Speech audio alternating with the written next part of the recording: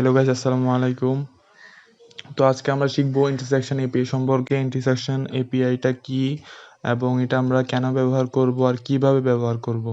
তো ইন্টারসেকশন এপিআইটা কি? Intersection observer এপিআইটা হচ্ছে একটা ওয়েব এপিআই, যে এপিআইটা আমাদেরকে সাহায্য করে কোনো একটা এলিমেন্টের ইন্টারসেকশনকে অবজার্ভ করা। মানে ইন্টারসেকশন বলতে হচ্ছে যে কোনো একটা এলিমেন্টে যখন একটা চেঞ্জ ঘটে, ওয়েবসাইটে কোনো একটা কন্টেন্টে যখন একটা চেঞ্জ ঘটে, এটা হচ্ছে এটার ইন্টারসেকশন। এই ইন্টারসেকশনকে অবজার্ভ করতে বা এটার উপর নজর রাখতে সাহায্য করে আমাদের ইন্টারসেকশন এপিআই। তো এটার উপর নজর রেখে আমরা কি করব, আমরা যখন কোনো একটা ওয়েবসাইটে যখন ইউজার কোনো একটা কন্টেন্টে কোনো একটা চেঞ্জ করবে, স্ক্রোল করে হোক বা কোনো একটা এলিমেন্টকে যখন সে তার উইন্ডোর সামনে আনবে স্ক্রোল করে, তখন ওই এলিমেন্টের কি পরিবর্তন ঘটবে ওটা আমরা ডিসাইড করে দিতে পারি ইন্টারসেকশন এপিআই সাহায্যে। তো আমরা ইন্টারসেকশন এপিআই কেন ব্যবহার করব? ইন্টারসেকশন এপিআই ব্যবহার করে আমরা অনেক রকমের অ্যানিমেশন তৈরি করতে পারি। ধরেন আমরা কোনো একটা ওয়েবসাইটে ফার্স্টেই আমরা যখন ওয়েবসাইটে ভিজিট করি, তখন আমরা যখন নিচে যাই তখন কন্টেন্টগুলো ডানে বামে থেকে ফেড হয়ে আসে, তারপর ইমেজগুলো শো হয়, এরকম টাইপের অ্যানিমেশন। তারপর আরও অনেক রকমের অ্যানিমেশন আমরা যেগুলোকে আমরা বলি অন স্ক্রিন অ্যানিমেশন, ওই অ্যানিমেশনগুলো আমরা তৈরি করতে পারি।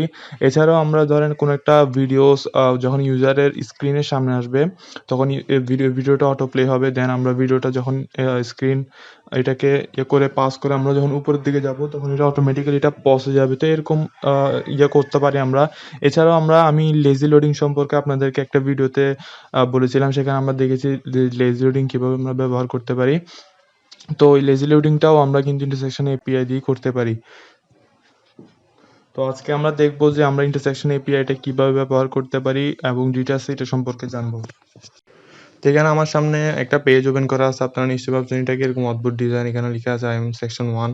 তো নিচে গেলে এখানে আমার আরেকটা সেকশন আছে আই এম সেকশন 2, এবং তার নিচে আমার আরেকটা সেকশন আছে আই এম সেকশন 3। তো এগুলোর সাহায্যে আমরা আজকে দেখবো যে ইন্টারসেকশন এপিআইটা কীভাবে কাজ করে, এবং এটা হচ্ছে আমাদের প্র্যাকটিক্যাল দেখার জন্যই পেজটা ক্রিয়েট করা। তো আপনারা যখন এটা টিউটোরিয়ালটা দেখবেন, তো একবার আপনার নিজের একটা পেজ ক্রিয়েট করে নেবেন আপনাদের নিজের ইচ্ছা মতো একটা ডিজাইন দিয়ে। জাস্ট একটা 3 রকমের বা আলাদা 2টা সেকশন রাখলেও চলবে, জাস্ট একটা এক্সাম্পল দেখার জন্য। তো আমরা দেখে আসি আমাদের HTML স্ট্রাকচারটা কীরকম।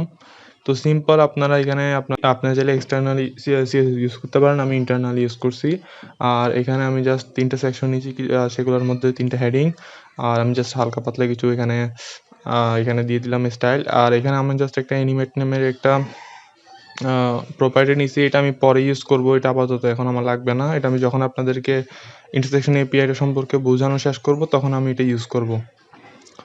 তো এটাই হচ্ছে আমার মেন স্ট্রাকচার। আর এখানে আমার একটা আলাদা ফাইল নিয়ে রাখছি, যেখানের মধ্যে আমাদের কোডগুলো লিখবো, এবং আমরা এখন এখানে কোনো কোড নেই, আমরা এখান থেকে আস্তে আস্তে কোডগুলো লিখে শেষ করব। 3টে সেকশন ইউজ করার আমাদের 2টা ধাপ আছে। প্রথম ধাপ হচ্ছে আমাদের ইন্টারসেকশনটা তৈরি করতে হবে, এবং দ্বিতীয় ধাপ হচ্ছে আমাদেরকে এটা আমাদের যে সেকশনটার মধ্যে আমরা ইউজ করব, এখানে আমাদের এটা ইউজ করে বলে দিতে হবে। তো এখানে আমরা ফার্স্টে আমাদের সেকশনটা সিলেক্ট করে নিই, যেহেতু আমরা সেকশন নিয়ে কাজ করব। তো আমি আপাতত আপনাদেরকে একটা সেকশন নিয়ে দেখাচ্ছি, পরে আমি 3টা সেকশন নিয়ে কাজ করব। তো আমি সেকশনটা সিলেক্ট করে নিই।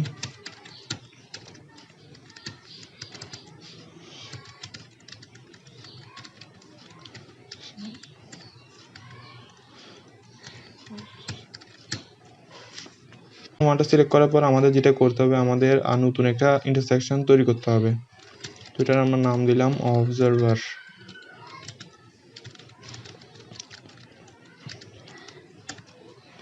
তো আমাদের নতুন ইন্টারসেকশন তৈরি করার জন্য আমাদেরকে নিউ কিওয়ার্ড ইউজ করতে হবে, আমাদের বলতে হবে নিউ ইন্টারসেকশন অবজারভার। এরপর আমাদের এখানে 2টা প্যারামিটার পাস করতে হবে।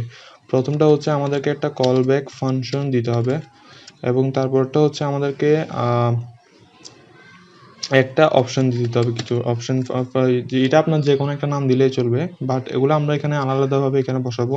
তো প্রথমে আমাদের যে ফাংশনটা লাগবে, আগে আমরা ফাংশনের কাজটা শেষ করি। আমরা এখানে একটা ফাংশন ক্রিয়েট করে নিই,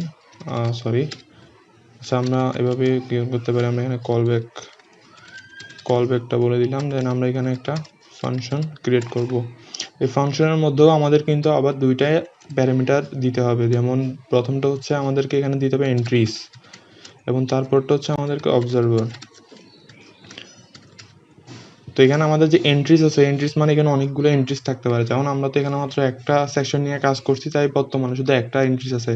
বাট যখন আমরা অনেকগুলো সেকশন নিয়ে কাজ করব, তখন আমাদের অনেকগুলো এন্ট্রিজ থাকতে পারে। এজন্য এন্ট্রিজটা কিন্তু সবসময় একটা অ্যারে হিসেবে আমাদেরকে রিটার্ন করে। তো আমাদের এন্ট্রিজ নিয়ে কাজ করার জন্য যেহেতু এটা একটা অ্যারে, তো আমরা অ্যারের উপর একটা লুপ চালাবো। আমি এখানে বলবো এন্ট্রিজ ডট ফর ইচ। আমি এখানে ফর ইচটা লুপটা ইউজ করছি, আপনারা যে কোনো লুপ ইউজ করতে পারেন। এবং এখানে আমাদের একটা নাম দিতে হবে, এটা হচ্ছে এন্ট্রি। কনসোল লক করে দেখবো শুধু আমাদের কি রেজাল্ট আসে। আর এখানে যে অবজারভার আছে এটা কোনো কাজে আমাদের আপাতত লাগবে না। আর এখানে যে সেকেন্ড আছে প্যারামিটার, সেটা হচ্ছে অপশনস, সেটাও আমাদেরকে আমরা আলাদাভাবে এটা দিয়ে দিব। তো আমরা এখানে সিলেক্ট করে নিই অপশনস।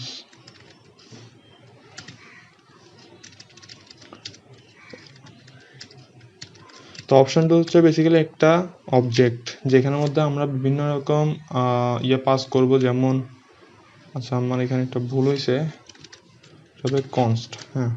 তো এখানে অপশনসের মধ্যে একটা অবজেক্ট যেখানের মধ্যে আমরা বিভিন্ন রকম অপশন পাস করব। সেটা হচ্ছে আমাদের ইন্টারসেকশনটাকে আমরা কিভাবে চাচ্ছি সেটার জন্য, সেটা আমরা একটু পরে আলোচনা করব। ফার্স্টে আমাদেরকে যেটা আলোচনা করতে হবে সেটা হচ্ছে ফাংশনটা নিয়ে। তো এখানে আপনি যদি চান তাহলে পুরো ফাংশনটাকে আপনি এখানেও ইউজ করতে পারেন। এখানে দিয়ে জাস্ট আমি কোডটাকে একটু ক্লিন রাখার জন্য আমি সবগুলো আলাদাভাবে ডিফাইন করলাম। এখানে অবজেক্টটাও আমরা এখানে দিতে পারতাম, বাট এটাকে জাস্ট আমরা আলাদাভাবে দিলাম। তো এখানে দেওয়ার পর আমাদের এখন যেটা করতে হবে, প্রথমে ফাংশনটা তো দেখতে হবে। তো এখানে আমাদের যে এন্ট্রিজগুলো আমরা পাবো, মানে আমাদেরকে আগে ফাংশনটা এখানে কল করতে হবে। এখানে যে আমরা অবজারভারটা তৈরি করছি, আমরা বলছিলাম আমাদের দুইটা ধাপ আছে। প্রথম ধাপ হচ্ছে আমাদের অবজারভারটাকে ক্রিয়েট করতে হবে, তারপর ধাপ হচ্ছে আমাদেরকে এটা ইউজ করতে হবে। তো আমরা এটা ক্রিয়েট করছি বাট এখনো ইউজ করি নাই। তো আমরা এখন এটাকে ইউজ করব। আমরা বলবো অবজারভার ডট অবজার্ভ নামের মেথড দিয়ে। অবজার্ভ মেথডটা হচ্ছে যতক্ষণ আমরা অবজার্ভটা যে এলিমেন্টের উপর অবজার্ভ করতে চাই, ওই এলিমেন্টটা আমাদেরকে এখানে পাস করতে হবে। তো আমরা চাচ্ছি আমাদের যে সেকশনটা আছে, আমরা সেকশনটার মধ্যে আমাদের অবজারভারটা ইউজ করতে, এবং এটা আমরা যতক্ষণ আনঅবজার্ভ করব না ততক্ষণ পর্যন্ত কিন্তু এটা অবজার্ভ করতে থাকবে।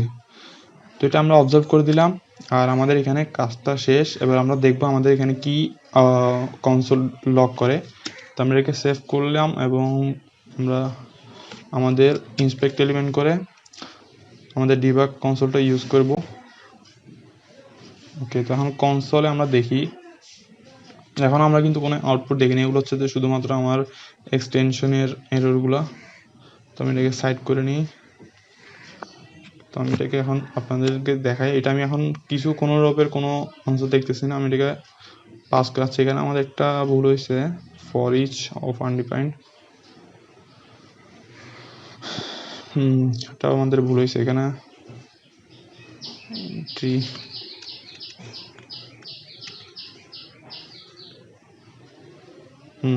তো এবার আমাদের এটা কাজ করতেছে। আমি আপনাদেরকে ফার্স্টের থেকে দেখাই, এগুলো সব আমি কেটে দিই। অ্যান্ড দেখেন আমরা এখন রিফ্রেশ করবো অ্যান্ড আমাদেরকে এখানে একটা রেজাল্ট দিবে। ওকে, তো রেজাল্টটা হচ্ছে আমাদেরকে এখানে একটা অবজেক্ট রিটার্ন করছে ওরা, ইন্টারসেকশন অবজারভার এন্ট্রি।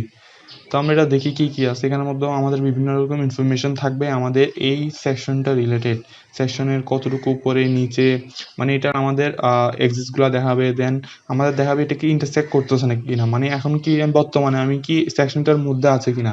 হ্যাঁ, এটা বলতেছি ইজ ইন্টারসেক্টিং ট্রু, মানে হচ্ছে বর্তমানে আমি সেকশনটা দেখতেছি। যদি আমি এটাকে পাস করি, তেমন এটাকে যদি আমি পাস করে নিচের সেকশনে চলে যাই, তাহলে আপনারা রেজাল্টটা বুঝতে পারবেন। ওকে, তো এখানে আমাদের দেখলাম আরেকটা অবজেক্ট রিটার্ন করছে আমাদেরকে। এবার যদি আমরা লক্ষ্য করি তাহলে এখানে আমরা দেখবো ইজ ইন্টারসেকশন যে প্রপার্টিটা আছে ওটা কিন্তু ফলস হয়ে গেছে, মানে এখন বর্তমানে আমি এটাকে অবজার্ভ করতেছি না। তো এটাই হচ্ছে ইন্টারসেকশন এপিআই এর মজা, যে আপনি এখানে অ্যাসিনক্রোনাসলি আপনার একটা যে এলিমেন্টের উপর আপনি ইউজ করবেন সেই এলিমেন্টের উপর ক্রমাগত এটা নজর রাখতে থাকবে যে আপনি এলিমেন্টটা কি পাস করছে, এলিমেন্টটা কি দেখতেছেন নাকি দেখতেছেন না। তো যতবারই আপনি এলিমেন্টটা দেখবেন ততবারই নতুন একটা অবজেক্ট পাস করবে, আর যতবারই আপনি এলিমেন্টটা পাস করে যাবেন আবার একটা অবজেক্ট পাস করবে। ওকে, তো এখন আমাদের এটা ঠিকমতো কাজ করতে আমরা যদি চাই শুধু সেকশনের নামটা দেখাইতে পারি। যেমন এখানে আপনি যদি যেগুলো লক্ষ্য করেন প্রপার্টিগুলা, তাহলে আপনি দেখবেন এখানে আমরা টার্গেট কাকে টার্গেট করা হয়েছে, এটা সেকশন 1কে টার্গেট করা হয়েছে। তারপর এটা টাইম এবং ভিজিবল, এগুলো সব প্রপার্টিগুলো দিবে আপনাকে। তো আমরা যদি চাই এখানে সরাসরি আমরা এন্ট্রি ডট টার্গেট দিয়েও আমরা শুধু এটাকে দেখাইতে পারি যে আমাদের কোন সেকশনটা বর্তমানে ইন্টারসেক্ট করতেছে। তো আমি এখানে চাইলে এখানে এভাবে বলতে পারি যে section 1 is intersecting পেজ দিয়ে আমরা এখানে আমাদের যে এন্ট্রিটা আছে সেটা আমরা বলে দিব, এবং এখানে আমরা বলবো আমাদের যে প্রপার্টিটা আছে মানে টার্গেট প্রপার্টি, এখানে আমাদের যে টার্গেট প্রপার্টি আছে এটাকে আমরা বলে দিব।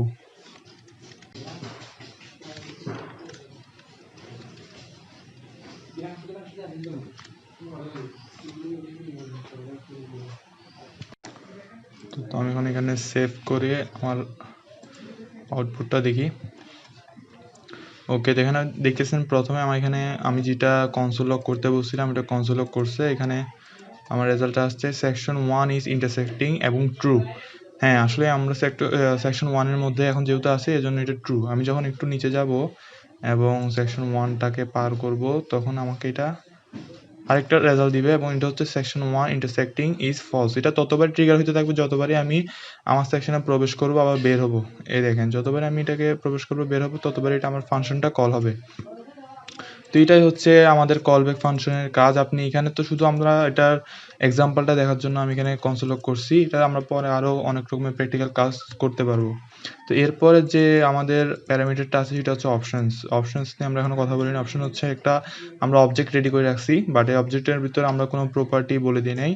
তো এখন আমরা অবজেক্টের ভিতরে কিছু প্রপার্টি ইউজ করব। যেমন সবার প্রথমে যে প্রপার্টিটা আছে সেটা হচ্ছে রুট প্রপার্টি। ওকে, আচ্ছা আমি আগে সবগুলো প্রপার্টি লিখে ফেলি, তার এক এক করে আলোচনা করব। তারপরে যে প্রপার্টিটা দিব আমি সেটা হচ্ছে থ্রেশহোল্ড। হ্যাঁ, তারপরের প্রপার্টিটা হচ্ছে এটা আপাতত আমি 0-তে রাখি। এন্ড তারপরে যে আমার প্রপার্টিটা থাকবে সেটা হচ্ছে আমার রুট মার্জিন। তো এটা আপাতত আমি 0 পিক্সেলে রাখি। ওকে, তো সবার প্রথমে হচ্ছে আমাদের রুটটা হচ্ছে বেসিক্যালি প্যারেন্ট এলিমেন্টকে বোঝায়, যে আপনি যে সেকশনের উপর কাজ করতেছেন এই সেকশনের প্যারেন্ট এলিমেন্টটা কি। তো এখানে আমি যে প্যারেন্ট এলিমেন্টটা আছে, আপনি যদি কোনো প্যারেন্ট এলিমেন্ট না দেন তাহলে অন্তত আপনাকে নাল বলে দিতে হবে। নাল মানে হচ্ছে এটা কোনো প্যারেন্ট এলিমেন্ট নেই। সেক্ষেত্রে আপনার যে প্যারেন্ট এলিমেন্টটা হবে সেটা হচ্ছে ভিউ পোর্ট বা এই উইন্ডোটাই হবে এটার প্যারেন্ট এলিমেন্ট। এই সেকশনটা যেহেতু এখন আমি আর কোনো এটার যেহেতু এখন কোনো প্যারেন্ট এলিমেন্ট নাই, তাই আমি এটার প্যারেন্ট এলিমেন্ট নাল বলছি এবং এটার প্যারেন্ট এলিমেন্ট ভিউ পোর্টটাকে ধরে নিবে। এরপরে যে প্রপার্টিটা আছে সেটা হচ্ছে থ্রেশহোল্ড হচ্ছে যে আপনার একটা সেকশনে আমরা এখানে লক্ষ্য করি, যখন আমরা একটা সেকশনে একটু অল্প হইলেও যখন আমরা এই সেকশনে প্রবেশ করি বা সেকশন থেকে বের হই সাথে সাথে কিন্তু ফাংশনটা কল হয়। যেমন এখানে যে আমি দেখি আপনাদের, আচ্ছা আমি ওগুলো ক্লিয়ার করে দিই। এখানে যখনই আমি এই সেকশনে থেকে একটু হলেও বের হবো তখনই কিন্তু এটা ফাংশনটা কল হয়। আবার একটু যখন আমি ফাংশনে ঢুকি তখনই ফাংশনটা কল হয়। কিন্তু আমরা এটা চাই না।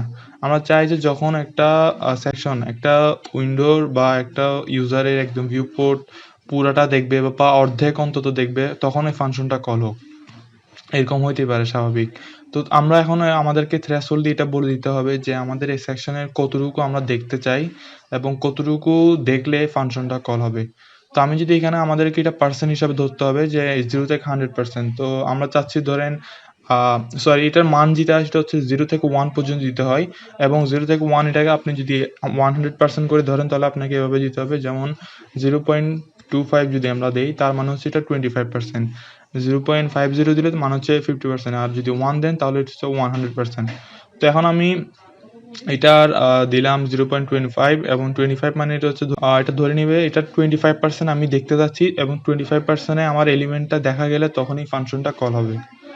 তো আমরা সেভ করি এবং সেভ করে আমার আউটপুটটা দেখি। তো এখন যেহেতু আমার আচ্ছা এখানে আমার একটা ভুল হয়েছে এবং রুট মার্জিন আচ্ছা পিক্সেলস এখানে আচ্ছা আমি আপাতত এখন রুট মার্জিনটা দিবই না। রুট মার্জিনটা এখন আমার সমস্যা করতেছে। আমি রুট মার্জিনটাকে এখন কমেন্ট আউট করে রাখি।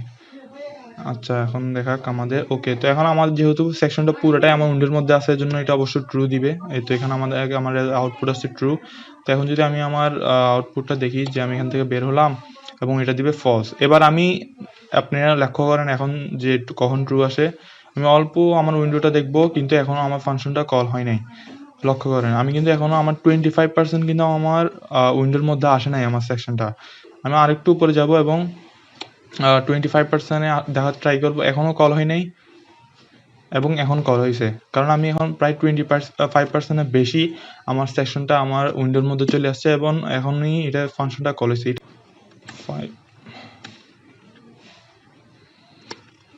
তো আপনি মানগুলা অ্যাকচুয়ালি করে দেখবেন যে আপনার কোনটাতে আপনার পারফেক্টলি আপনার এলিমেন্টটা বোঝা যাচ্ছে, এলিমেন্টে দেখা যাচ্ছে কখন, সেটা আপনি এক্সপেরিমেন্ট করে দেখবেন। আপনার মানগুলো কখনোই আপনার মানগুলো নির্দিষ্ট থাকবে না, কোনো সময় বাড়াতে হবে, কোনো সময় কমাতে হবে। তো আমি জাস্ট আপনাদেরকে এক্সাম্পলটা দিয়ে দিলাম যে এখন আমি 50%-এ বের হলাম, আমাকে ফল দেখাচ্ছে। যখন আমি আবার 50%-এ চলে যাব, এটা আমাকে আবার ট্রু দেখাবে। এটা হচ্ছে থ্রেশহোল্ডের কাজ। এবার আসি রুট মার্জিন। রুট মার্জিনটা হচ্ছে আমরা যখন সিএসএস এ মার্জিন ইউজ করি না, সেম মার্জিনের মতোই রুট মার্জিনটা কাজ করে। আমাদেরকে এখানে পিক্সেল হিসাবে বলে দিতে হবে যে আমরা আমাদের এলিমেন্টের কতটুকু পিক্সেল আকারে দেখতে চাই। তবে এখানে আমাদের যখন আমরা রুট মার্জিন এবং থ্রেশহোল্ডটা কাজ করব, একটু কনফিউশন হইতে পারে, সেজন্য আপনারা এটা একটু ভালো করে প্র্যাকটিস করবেন। আপনাদেরকে আমি একটা আর্টিকেল দিয়ে দেবো, সেখানে আপনি থ্রেশহোল্ড আর রুট মার্জিন সম্পর্কে একটু জানতে পারবেন। তো এখন আমরা আপাতত একটা মান দিয়ে দেখি আমাদেরকে কি আউটপুট দেখাচ্ছে। আমি এখানে দিলাম 100 পিক্সেল, আর এখানে দিলাম আমি 25।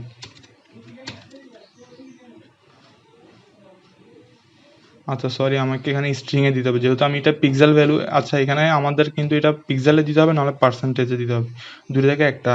আর আমাদেরকে কিন্তু এটা স্ট্রিংয়ের মধ্যে রাখতে হবে। আমি সেভ করে আমি হয়তো আউটপুট দেখি। তো এখন আমাকে সেকশন 1 ইন্টারসেক্টিং ট্রু বলতেছে, অ্যান্ড আমি সেকশন থেকে বের হলাম ফলস। অলরাইট, এবার আমরা আমাদের আউটপুটটা বুঝতে পারবো আমার সেকশনের। ওকে, তো এখন আগে দেখেন আমার কিন্তু 25% কিন্তু আমি এখনও যাইনি, কিন্তু 25%-এর আগেই কিন্তু এটা আমাকে ট্রু দিয়ে দিছে। তার কারণ হচ্ছে আমার রুট মার্জিন।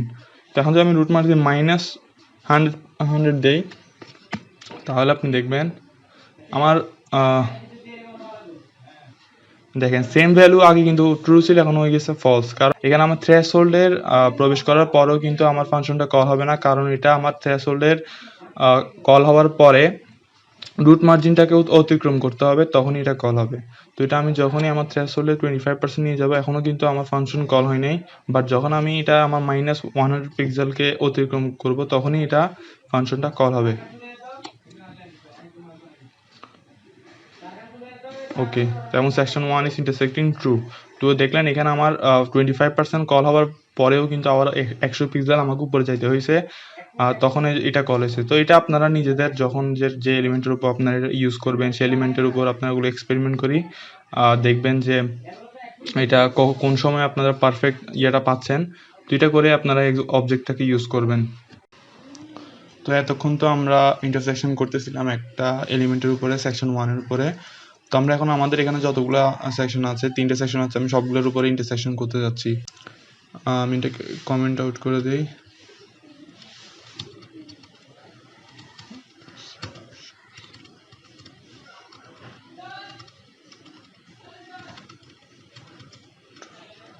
তো অল, এবং আমি চাচ্ছি আমার যতগুলো সেকশন আছে সবগুলোকে আমি সিলেক্ট করব। ওকে, তো সিলেক্ট করার পর এখন যদি এটাকে আমি অবজার্ভ করতে চাই, তাহলে হয়তো আমি এরকম করে দিব যে সেকশনস দিয়ে দিলাম। এখন যদি আমি এটাকে সেভ করি, তাহলে আমি দেখবো এটা কিন্তু এরর আসবে। আমার এররটা আসবে কারণ অবজার্ভটা হচ্ছে এতক্ষণ যেটা আমরা অবজার্ভ করছি সেকশন, শুধু সেকশন, এটা কিন্তু শুধুমাত্র একটা সেকশন ছিল, কিন্তু এখন আমরা কিন্তু 3টে সেকশনকে এখানে অবজার্ভ করতেছি, আর প্রত্যেকটা সেকশনকে কিন্তু আমাদেরকে আলাদাভাবে অবজার্ভ করতে হবে। মানে এখানে আমরা একটা সেকশনকে একবারে অবজার্ভ করতে পারবো এক সময়। তো সেটা করার জন্য আমরা যেটা করতে পারি, এখানে আমরা পুরা অবজার্ভটাকে আমরা এভাবে করব না। আমরা কি করব, এখানে যেহেতু আমরা সেকশন 3টাকে সিলেক্ট করে নিছি কোয়েরি সিলেক্টর অল দিয়ে, এবং কোয়েরি সিলেক্টর অল আমাদেরকে একটা নোড লিস্ট ফেরত দিবে। লোড লিস্ট মানে একটা হচ্ছে একটা অ্যারের মতো।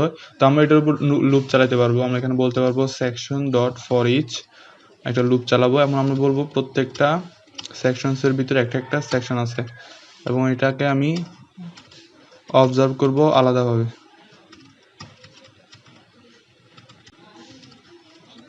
ডট অবজার্ভ করো সেকশনটাকে। অলরাইট, তো এখন দেখি আমাদের কি আউটপুট আসে।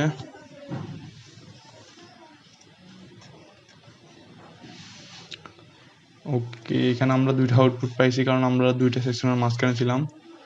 আবার রিফ্রেশ করি, and section 1 is intersecting true, section 1 is intersecting false, দুইটা ভ্যালুই আসছে। তার কারণটা হচ্ছে এইটা। তো আমরা এখানে এতগুলো কনসোল লক করবো না, আমি যেটা কনসোল লক করবো সেটা হচ্ছে শুধুমাত্র আমাদের এন্ট্রিটা এন্ট্রি ডট টার্গেট করে বলে দিই আমি, মানে আমার যে এলিমেন্টটা আছে এলিমেন্টটাকে টার্গেট করবে।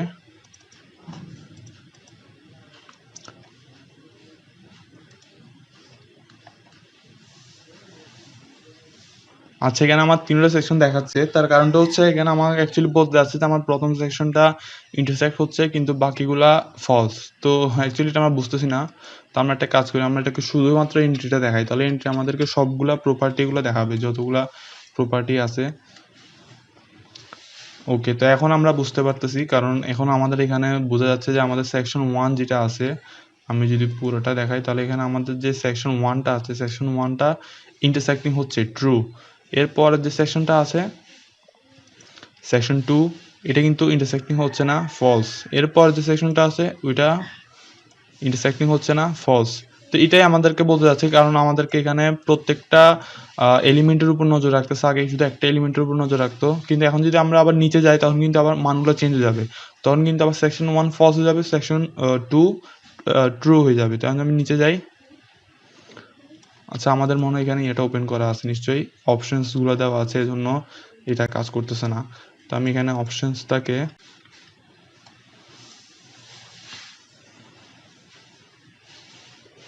ওকে, তো এখন যদি আমরা মানগুলো দেখি তাহলে আমরা দেখবো প্রথমটা ফলস, তারপরটা ট্রু এবং তারপরটা ফলস। কারণ হচ্ছে এখন সেকশন 2টা আমাদের বর্তমানে ভিউপোর্টের সামনে আছে, এই জন্য আমাদের সেকশন 2টা হচ্ছে ট্রু। এরপর যদি আমি নিচে যাই তাহলে আবার আমাকে তিনটা ভ্যালু দিবে এবং তিনটা ভ্যালুর মধ্যে আমাকে বলবে যে সেকশন 2 সেকশন 3 যেটা আছে সেটা হচ্ছে এখন ট্রু হয়ে গেছে। আমি যদি একটু নিচে আপনাদেরকে দেখাই, এখানে সেকশন 3 যেটা আছে এটা হচ্ছে ট্রু। তো এভাবে আমি যতবার একটা সেকশনে প্রবেশ করব আমাকে তিনটা ভ্যালু দিবে এবং আমাকে বলবে একটা ট্রু হয়েছে, একটা ফলস হয়েছে। এখন সমস্যা হচ্ছে যে এখানে আমাদের কিন্তু সবগুলা ভ্যালুটা আমাদের দেখাচ্ছে। হ্যাঁ, এটা কিন্তু একটু কনফিউজিং। আমরা যখন এটা নিয়ে কাজ করবো আমাদের কিন্তু সবগুলো রেজাল্ট আসতেছে, আমরা কিন্তু এটা চাই না। আমরা চাই শুধু যেটা ট্রু ভ্যালু আসুক, তাহলে ওইটার রেজাল্টটাই আমরা পাই। বাকিগুলা যখন ট্রু হবে তখন পাবো, আর যদি ট্রু না হয় তাহলে আমরা পাবো না। সোজা হিসাব যে এখন যদি আমরা এটাকে শুধু এই ভ্যালুটা পাইতে চাই যেটা শুধু ট্রু আমাদের রিটার্ন করবে, তখন আমরা এখানে বলতে চাই একটা কন্ডিশন ইউজ করতে হবে আমাদেরকে। আমরা এভাবে বলতে পারি, ইফ যদি আমাদের যে এন্ট্রি সেকশনটা আছে ওইটার মধ্যে যদি ইন্টারসেক্টিং হয়, ইজ ইন্টারসেক্টিং, যদি এটা ট্রু হয়, মানে যদি এটা ইন্টারসেক্টিং না হয় মানে ফলস হয়, তাহলে এটা বেসিক্যালি আমাদের যে ইয়ে থেকে আছে এটা রিটার্ন করবে, ফাংশনটা রিটার্ন করবে, মানে কিছুই দিবে না আমাদেরকে। আর যদি ট্রু হয় তাহলে আমরা আগের ভ্যালুটা বলতে পারি লগ করে যে আমাদের এন্ট্রি ডট শুধু টার্গেটটাকে দেখাও। তো এটা থেকে আমরা শুধু বললাম যে কন্ডিশনাল ইউজ করে এখানে শুধু বলে দিলাম যদি আমাদের যে সেকশনটা আছে ওইটা যদি ফলস হয়, ওইটা যদি ইন্টারসেক্টিং না করে তাহলে তুমি সিম্পলি ফাংশন থেকে ফেরত দাও, তোমাকে কিছু করার দরকার নেই। আর যদি তুমি ইন্টারসেকশন করো বা তোমার ইন্টারসেকশন যদি ট্রু হয় তাহলে তুমি এটা আমাকে কনসোল লগ করে দেখাও। ওকে, এখন যদি আমি আমার রেজাল্টটা দেখি তাহলে আমি দেখবো এখানে শুধু সেকশন 1টা দেখাচ্ছে, তার কারণ হচ্ছে এখন শুধু আমার সেকশন 1টাই ট্রু। এবার যদি আমি নিচে যাই সেকশন 2টা দেখাচ্ছে, কারণ সেকশন 2টা হচ্ছে ট্রু। এরপর যদি আমি শুধু নিচে যাই এখন শুধু কিন্তু একটা ভ্যালু দেখাচ্ছে, এবং এটা বুঝতে সহজ হচ্ছে যে কোনটা এখন বর্তমানে আমার ইন্টারসেকশন করতেছে। তো এইভাবে আমাদের কাজ করতে হবে অ্যাকচুয়ালি ইন্টারসেকশনের সাহায্যে। এবং এখন আমরা একটা কাজ করি, আমরা একটা প্র্যাকটিক্যালি দেখি, তাহলে আমরা এখানে একটু জিনিস বুঝতে পারবো। এছাড়াও আমরা এখানে আমাদের আরেকটা জিনিস নিয়ে আলোচনা করা বাকি আছে। তো আমরা এখানে একটা ছোট্ট একটা অ্যানিমেশন করছি। এখানে আমরা একটা কিছু প্যারাগ্রাফ আর আর ডেমো টেক্সট নিয়েছি। তো আমরা যদি এখানে স্ক্রোল করি এবং আমাদের প্যারাগ্রাফে যাই তাহলে আমাদের প্যারাগ্রাফটা শো হবে বাম দিক থেকে, তারপর আবার নিচে প্যারাগ্রাফ গেলে নিচে প্যারাগ্রাফটাও শো হবে। তো এটাই আমরা ইন্টারসেকশন অবজারভার দিয়ে করছি। আপনারা আপনাদের ইচ্ছা মতো যে কোনো অ্যানিমেশন করতে পারেন, আমি জাস্ট আপনাদেরকে একটা প্র্যাকটিক্যাল উদাহরণ দেওয়ার জন্য এটা করছি। তো এখানে আমি আমার HTML মার্কআপটা আমি আপনাদেরকে দেখাই। তো এখানে আমি একটা আগে 3টা সেকশন আছে আমার কাছে, এবং 3টা সেকশনের মধ্যে আমার একটা হেডিং আছে আর একটা প্যারাগ্রাফ আছে। আর এদিকে আমি CSS জাস্ট আমি যে অ্যানিমেশনের কথাটা বলছিলাম, অ্যানিমেশন প্রপার্টি, সেখানের মধ্যে আমি জাস্ট এটাকে প্রথমে আমি সবগুলো প্যারাগ্রাফকে নর্মাল অবস্থায় ট্রান্সলেট দিয়ে বামে পাঠাই দিছি, তারপর আমি সেগুলোতে অপাসিটি 0 করে দিছি। এরপর আমি সেগুলোতে অপাসিটি 1 করে দিছি এবং যখন অ্যানিমেশনটা ঘটবে তখন এটা ট্রান্সলেট হয়ে যাবে 0। তো এটাই হচ্ছে যে এটার কাজ। এবং এখানে আমার নিচের প্রথম সেকশনে আমি অ্যানিমেশন দিই নাই, তারপরের দুটা সেকশন আমি অ্যানিমেশন দিছি। এখানে অ্যানিমেশন সিলেকশন আর অ্যানিমেশন সেকশন দিয়ে আমি এগুলোকে সিলেক্ট করে নিলাম এবং এখানে আমি কোয়েরি সেক্টর অল দিয়ে আমি এগুলোকে সিলেক্ট করে নিয়েছি আমার যে অ্যানিমেশন সেকশনগুলো আছে। আর এরপর আমি জাস্ট এখানে আমি কন্ডিশনাল দিয়ে বলে দিয়েছি যে আমার যেসব এন্ট্রিগুলোতে ট্রু থাকবে, মানে যেসব এন্ট্রিগুলো আমার উইন্ডোর মধ্যে থাকবে না সেগুলোতে আমি জাস্ট রিটার্ন করব, কিছু রিটার্ন করবো না, জাস্ট ফাংশন থেকে ব্যাক নিয়ে নিব। আর যেসব ইন্টারসেকশনে আমার ইন্টারসেকশন করবে সেগুলোতে আমি জাস্ট আমার যে প্যারাগ্রাফ এলিমেন্ট আছে তার মধ্যে আমি জাস্ট একটা ক্লাস লিস্ট অ্যাড করে দিব, তার নাম হচ্ছে অ্যানিমেট, যেটা আমি একটু আগে দেখাইছি আপনাদেরকে।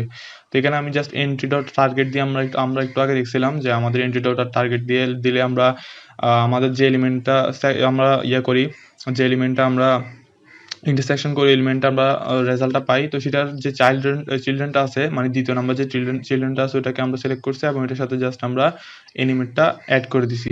আর এখানে আমরা একটা নতুন জিনিস আমরা এখানে দেখতেছি, সেটা হচ্ছে আনঅবজার্ভ। আমরা কিন্তু অবজার্ভ দেখছি, যেটার সাহায্যে আমরা অবজার্ভ করতেছি সেকশনগুলোকে, কিন্তু আনঅবজার্ভ হচ্ছে তার বিপরীত। আমরা হচ্ছে যখন আমরা একটা অ্যানিমেশন শেষ হয়ে যাবে বা একবার ইন্টারসেকশন হয়ে যাবে তখন আমরা চাই না যে এটা বারবার আবার হোক অ্যানিমেশনটা।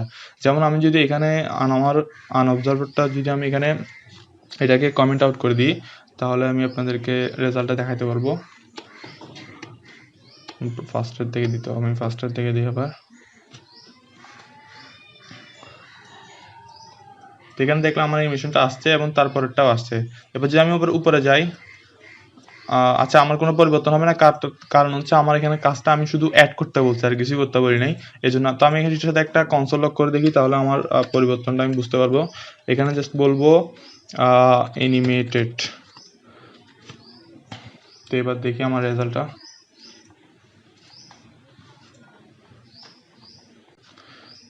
তো এখন আমি প্রথম সেকশনে আসছি এবং এখানে অ্যানিমেটেড লেখা আসছে। আমি যেহেতু দুইবার উপরে নিচে গেছি, জন্য এখানে দুইবার উঠছে। আমি আবার নিচেরটাতে গেলাম, আবার আরেকবার উঠছে অ্যানিমেটেড। এরপর আমি আবার যখন উপরে যাব আবারও কিন্তু আসবে অ্যানিমেটেড। তো আপনি এখানে দেখতেছেন কনসোল লগের মধ্যে কিন্তু আমার বারবার অ্যানিমেটেড আসতেই থাকবে যতবার আমি উপরে নিচে থাকবো। মানে হচ্ছে আমার যে ইন্টারসেকশনটা হচ্ছে এটা কিন্তু বন্ধ হচ্ছে না, এটা ক্রমাগত চলতেছে চলতেছে চলতেছে, এটা কিন্তু ব্যাকগ্রাউন্ডে চলতেছে। বাট আপনি এটা চান না, আপনি চান যে না অ্যানিমেশনটা একবার শেষ, তো এটা কাজ শেষ, এটা বন্ধ করে দাও। তো সেটার জন্য আমরা এখানে অবজার্ভ ডট আনঅবজার্ভ ইউজ করছি। এরপর অবজার্ভারের সাথে আমরা জাস্ট আনঅবজার্ভ মেথডটা ইউজ করবো এবং ভিতরে বলে দিব যে আমরা কাকে আনঅবজার্ভ করতে চাই। যেমন এখানে আমি এন্ট্রি ডট টার্গেটটা বলছি, মানে আমার যে এলিমেন্টটা বর্তমানে ইন্টারসেকশনে থাকবে সেই এলিমেন্টটাকে তুমি শুধু আনঅবজার্ভ করে দাও। দ্যাটস ইট, এটাই হচ্ছে আমাদের এখানে কাজ। আর এখানে আমি থ্রেশহোল্ডটা 0.70 দিছি, কারণ আমি চাচ্ছি যে আমার যে ইন্টারসেকশনটা আছে, মানে আমার যে অ্যানিমেশনটা আছে এটা তখনই ঘটুক যখন কোনো একজন ইউজার এই এরিয়ার 70% নিচে আসবে বা 70% পর্যন্ত ভিউ হবে। কারণ আমি চাই না যে আমার ইন্টারসেকশনটা এরকম হোক যে আমি উপর থেকে শুধু অল্প একটু আমার হেডিংটা দেখা যাচ্ছে এবং অ্যানিমেশনটা হয়ে যাবে, তাহলে তো আমি অ্যানিমেশনটা দেখতে পারবো না। এই জন্য আমি চাচ্ছি যখন আমার ইউজার স্ক্রোল করে যখন একটা সেকশনের 70% অন্তত দেখবে তখন যাতে অ্যানিমেশনটা হয়। তো এটা হচ্ছে বেসিক্যালি ইন্টারসেকশন অবজার্ভার। আপনি আপনার মতো যে কোনো অ্যানিমেশন তৈরি করতে পারেন এটার সাহায্যে। তো আপনারা একটু প্র্যাকটিস করবেন এটা নিয়ে, তাহলে আপনারা এগুলোর ভ্যালু সম্পর্কে আরও জানবেন। আর আজকে ভিডিও এতটুকু থাকবে। আই হোপ আপনাদের ভিডিওটা ভালো লাগছে, আপনার ইন্টারসেকশন এপিআই সম্পর্কে জানতে পারছেন। আল্লাহ হাফেজ।